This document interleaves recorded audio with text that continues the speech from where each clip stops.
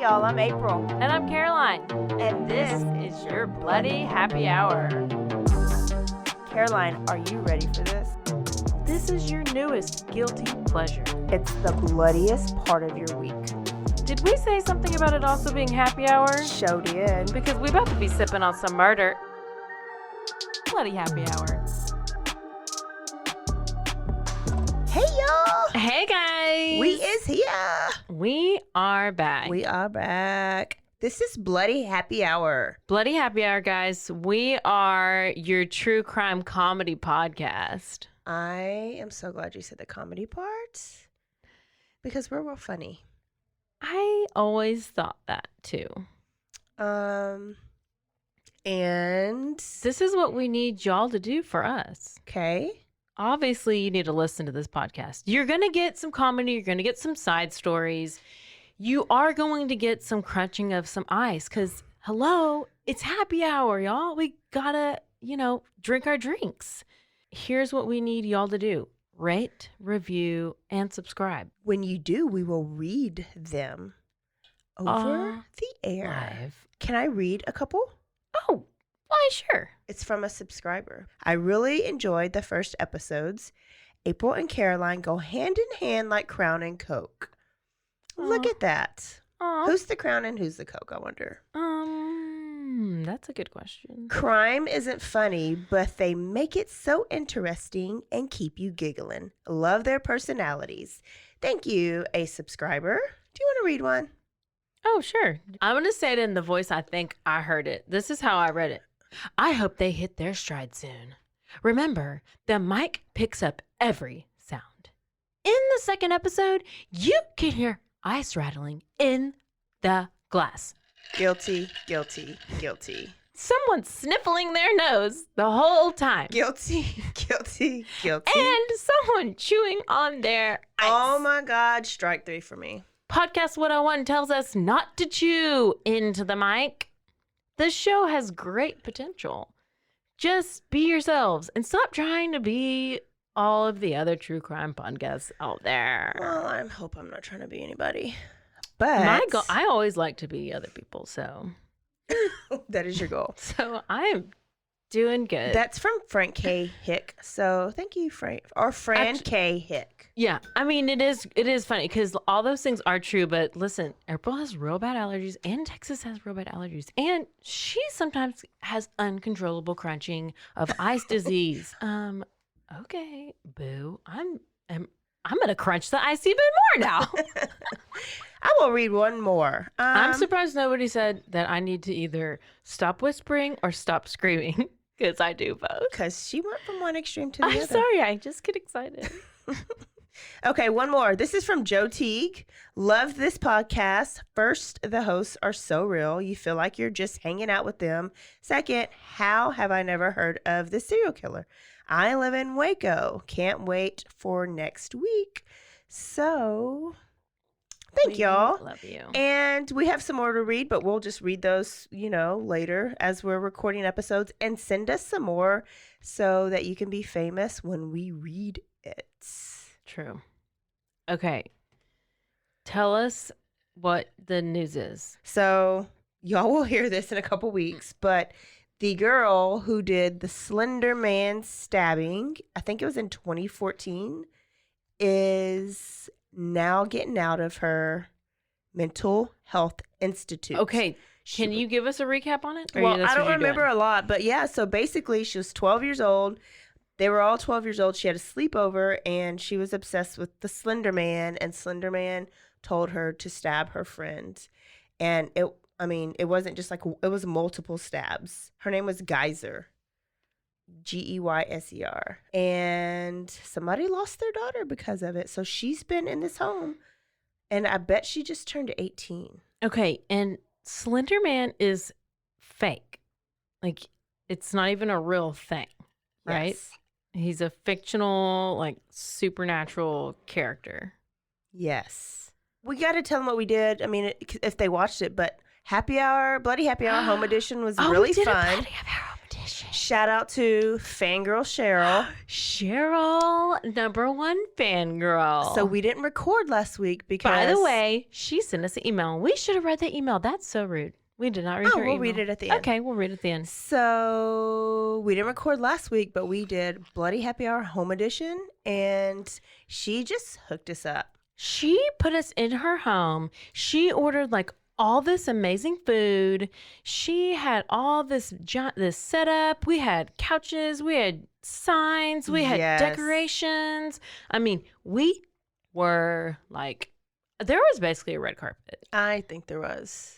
And top of the line tequila. And blood orange margaritas. Blood orange. Oh, I mean, she did it up.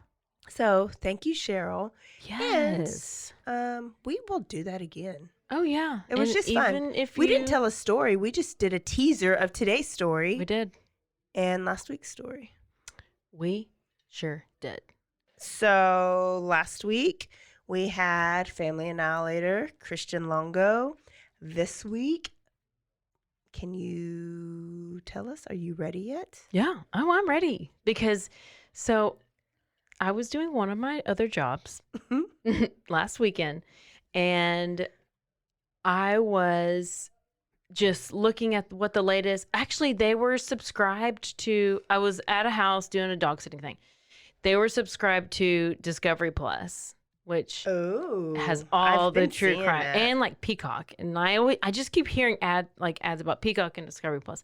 Anyway, so I went and I searched through them, and there was this episode. Oh, I think it was on my Instagram. I sent it to you. It was this episode about the Hart murders, Hart. And it was where there was a lesbian couple who had adopted 6 children, and they ended up, in a way, killing all the kids by driving off a cliff. Oh, I've heard that story. So I sent that. I think I sent it to you. I vaguely remembered it, and then I was watching it, and I was like, "Oh my gosh, this is." I really wanted to change. I wanted to say, "I wanted to do this for Family Annihilator." Oh, we can make it a full month of Family Annihilators because I'm a little obsessed. That was a crazy story, but it's a lot of information. Yeah, I mean, if you can go into a lot of detail, or you can cut it out, but it was sad. It's crazy. It just and a lot of it has to do with CPS. Yes. And I know I have a friend here who worked for CPS, and there's, some sketchy situations that kind of happen there. But I think there's just a lot of things that, like, they said there's a national, like, sex offender database, and there's a national something else database, but there's not a national, like, somebody who's been charged with, like, crimes against children or whatever. Right, because you can just move to another state and you're clean. Yeah, because so these ladies the kids were from Texas, and they lived in like Minnesota or something. I don't know if it was Missouri, something that was started with M. I think it started with an M. Or another. It's just not Texas. And so sometimes we don't pay attention if it's not. Yeah, Texas. So it was like a faraway state. But the point is there was not a way to like track, because apparently the people who adopted the kids had like maybe either some mental health issues or some previous issues with other kids that they had adopted, but there was no knowledge of that to the place that they adopted them from in Texas, so they didn't really know, and there was no database. They kept them in the house. And remember, like I remember where the kids would get out of the window just to go get food from like a neighbor. To the neighbor, trying to get bread, trying to get peanut butter. Yeah. Yes. Okay, if you're a skipper and you've skipped ahead, it's time to stop skipping. Right now. We're getting to it. First of all, familicide. Familicide. That is not a product you use to kill bugs in your house. Okay, so familicide is a type of murder, just in case you didn't know. It's a type of murder or murder-suicide, which a perpetrator kills multiple close family members in quick succession, most often children, relatives, spouses, siblings, or parents. In half of the cases, the killer lastly kills themselves in a murder-suicide, which would be the Hart family. But yeah, only half. And if only the parents are killed, the case may be referred to as a parricide, where all members of the family are killed. The crime may be referred to as family annihilation. That is from Wikipedia, and I just wanted to make sure y'all had the definition, just so you knew. Thank you for that. You Wikipedia. are welcome. Okay, so let's get to it, people. Robert Fisher. Does anybody know who he is? No, I didn't either. But let me just tell you, he is on the... Oh, I should have posted that. I meant to post that picture. Okay, he's on the FBI's most wanted list. Still, this incident happened. 20 years ago, right? 20. Yeah. So this was it was on April 10th, 2001. So a giant explosion, okay, happened in the home of in Scottsdale, Arizona. That's where they lived 2 decades ago, which, yes, that was 20 years ago. I figured that out. There you go. But yeah, so there was this huge explosion, and at the time, police didn't know if there was anybody inside, like what's going on. There was several 911 calls. I watched this episode. I watched a little bit of, like, the news episode. They did a story on it, and I listened to a few of the 911 calls, but there was just like tons of calls. So it's like you're in this neighborhood and all of a sudden this house explodes. It's not like just a regular fire. It's a boom explosion. So it was like a big, like, giant deal. It was loud. People heard it from all over. It kind of reminds me of the West explosion, as far as, like, my cousin, like, there was an explosion in West, and then my cousin's in, like, Waxahachie, which is about, like, an hour north. They felt it. Yeah. But I was 30 minutes, 25 minutes south, and I didn't feel it. So I guess but that's kind of what it reminded me of. It was like, how do you feel the but yes, we felt it right down the road. Yeah. So it was a big enough explosion to where, like, people down the road and whatever could feel this big explosion. So firefighters come in, like, the police didn't know if, who was inside, what's going on, what's the deal. So they all go there. The firefighters found the body of 38-year-old wife, Mary. This is the third Mary that we have had in episode. So we have 38-year-old wife, Mary, 12-year-old daughter, Brittany, and 10-year-old son, Bobby. And there's no sign of the father, Robert Fisher.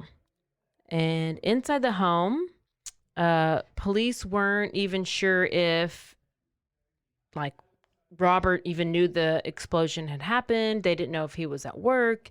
There was no sign of him anywhere. So they soon found out. They started looking in once they got the fire out, which took a while. They found that they would name Robert as the lone suspect by tracing his steps to an ATM that was in Scottsdale, which is where they lived.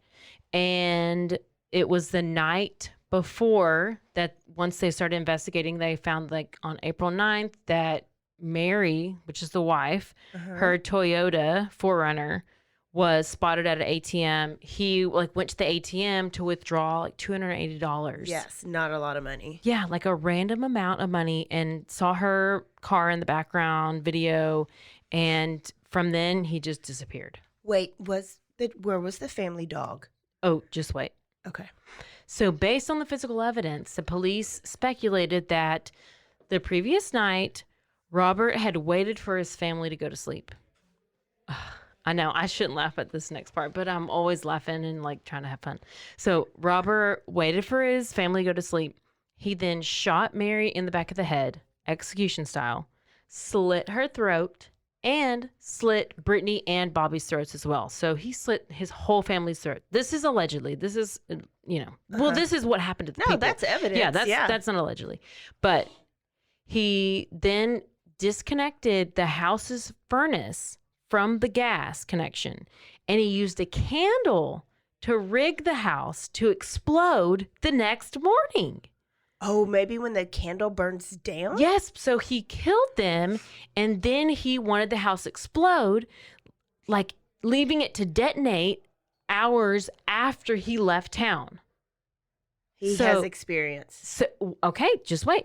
So more gasoline was also placed in bedrooms to, I guess, like ensure like the crime scene would be destroyed, and he hasn't been seen since. Okay. Okay. So this all happened the 10th. And then they realized that the night before is when they found the video of him at the ATM with his wife's car and him taking $280 out of it. Investigators believed that Robert was like, he had multiple sides to his personality. Because I was going to say, do you ever really know someone? Never.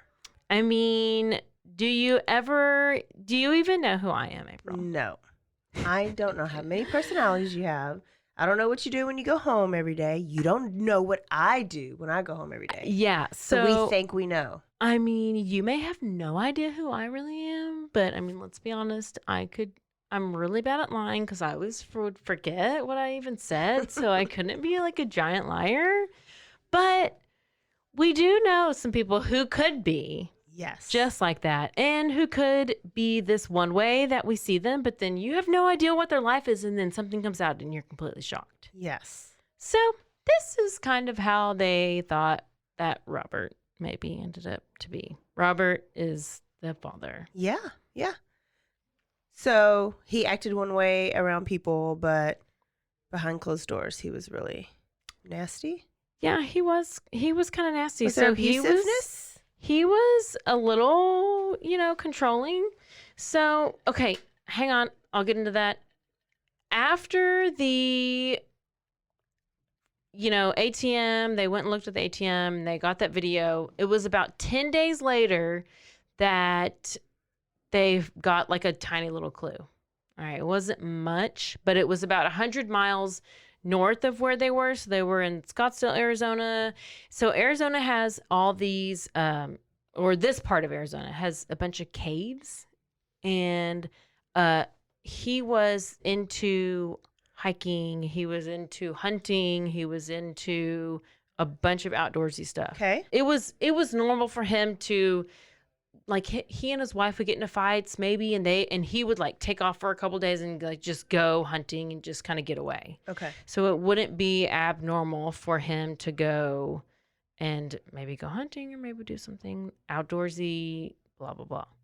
So what's crazy is they did live in California.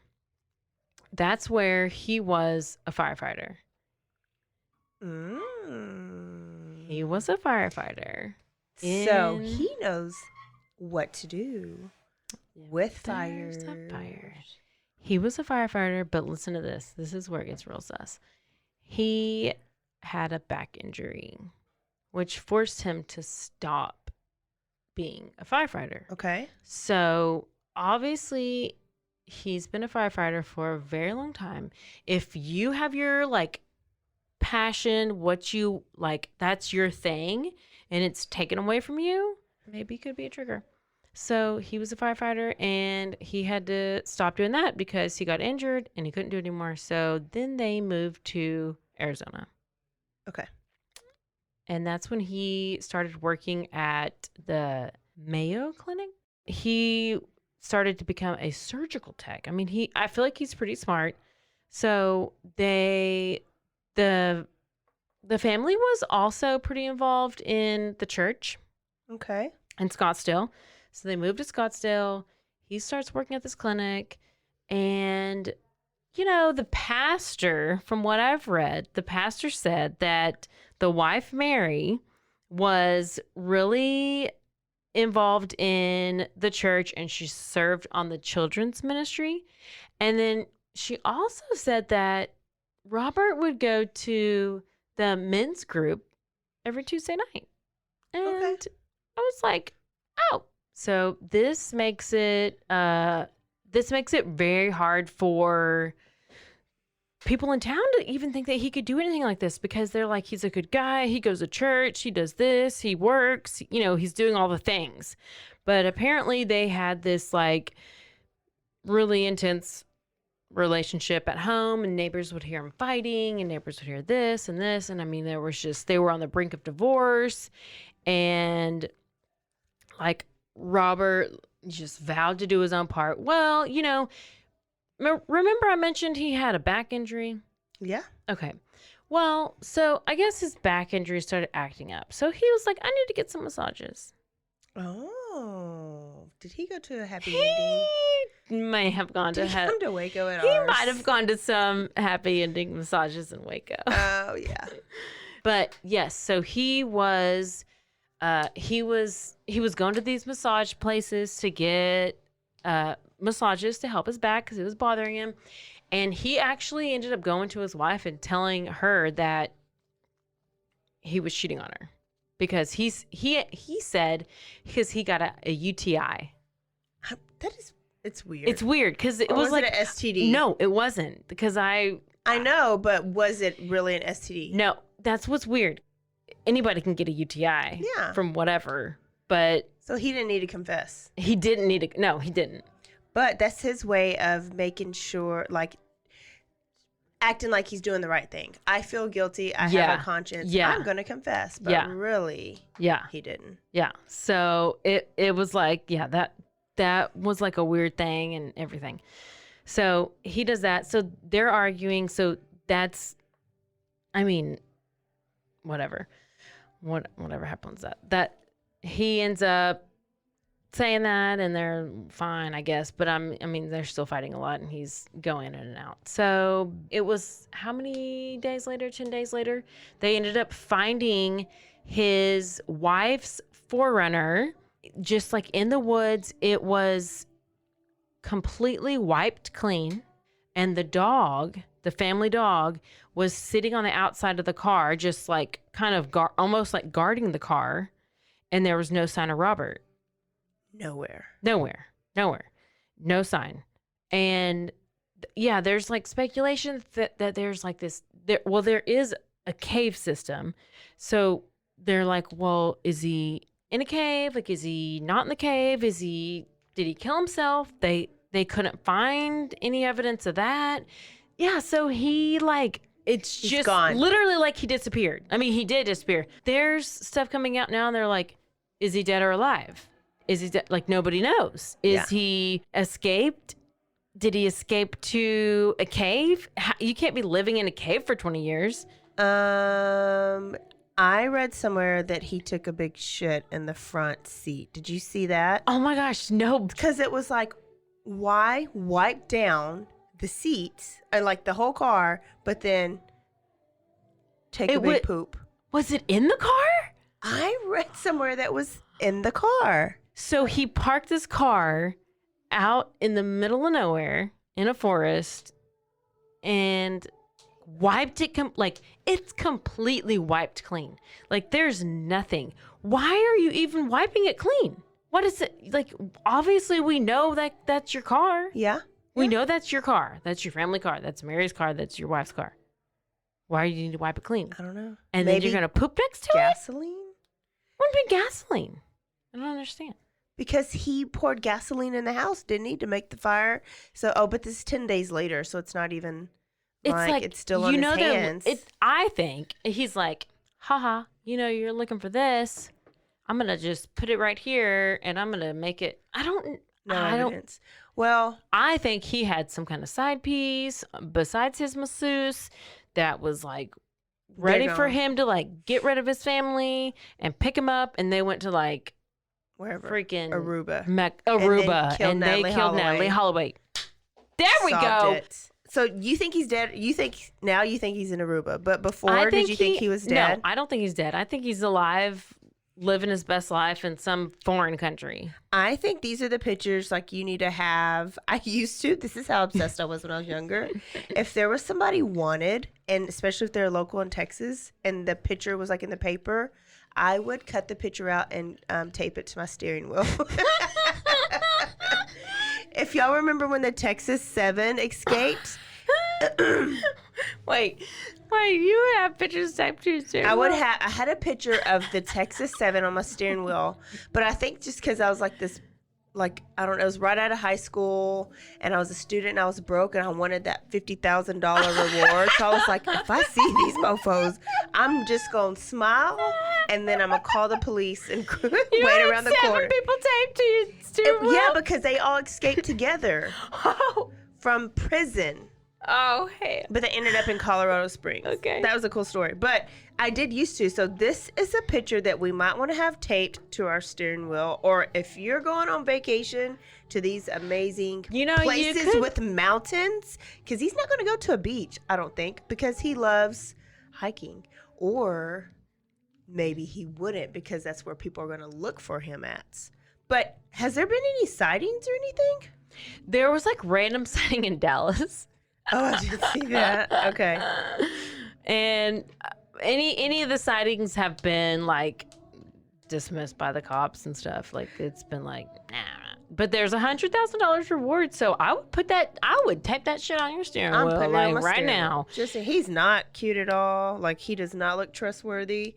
But I do remember hearing about one sighting where like maybe an old friend or a neighbor walked in and saw him and like saw a scar. So he has a scar on his back and he has a missing tooth. And there was somebody that said they spotted this dude with a missing tooth and a scar on his back who looked just like him, but then the police said no. They questioned him. Oh, because they did fingerprints. Oh, and the fingerprints didn't match.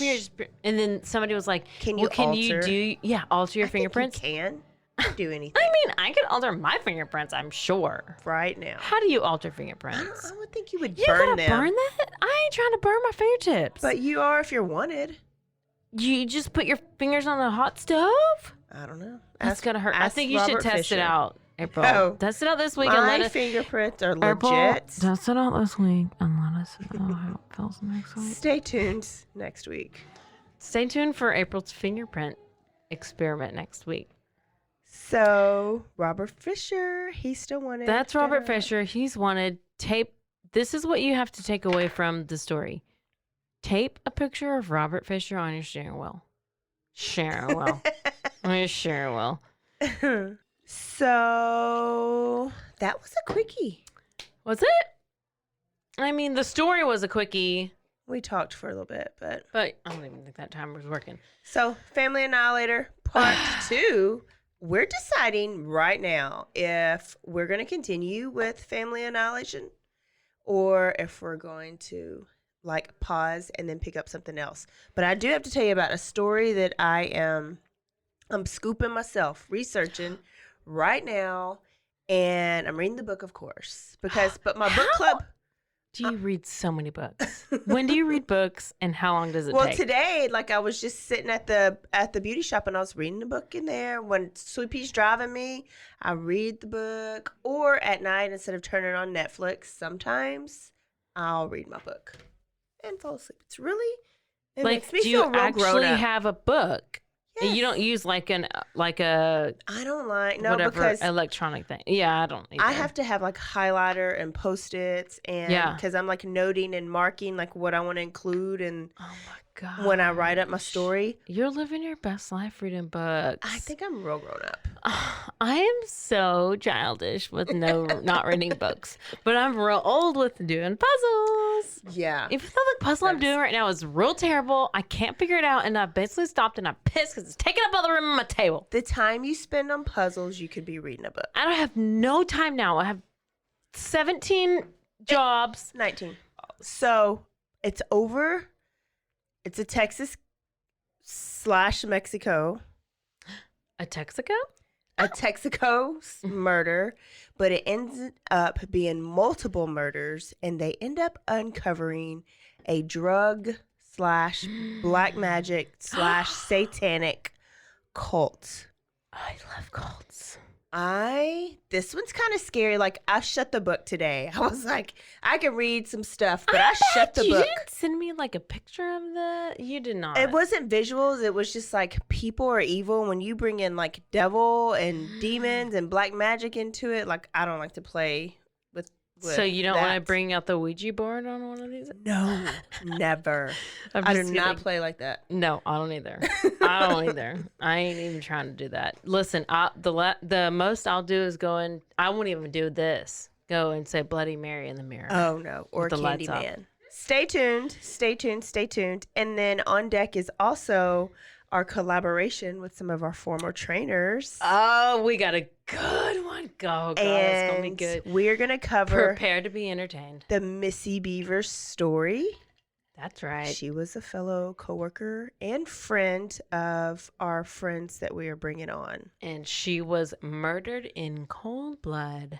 Yes, and it's unsolved. It is insane. Yeah. Everything. Because Yeah. we actually, I mean, we know, like, we've lived her life. We've worked with her. It made getting up for camp in the mornings at 5 a.m. a lot different. Like you're a Yes. little bit more aware.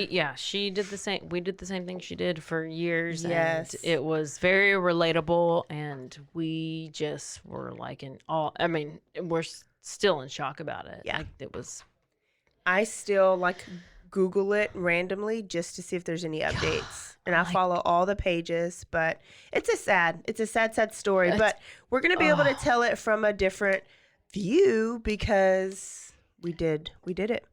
And a lot of us were with her that weekend because we were at That's true. that conference. Yep. So stay tuned for that. So there's two good things. Mark Kilroy, a court case, and then so sad. I'll have a lump in your throat on that one. And then Missy Beavers, so sad.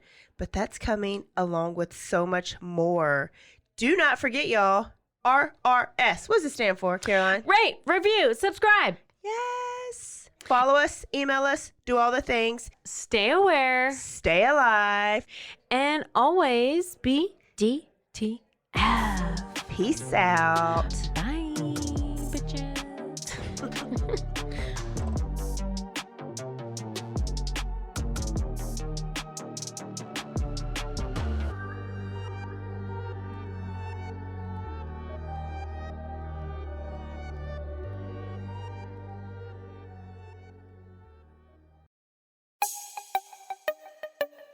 This has been a Rogue Media podcast.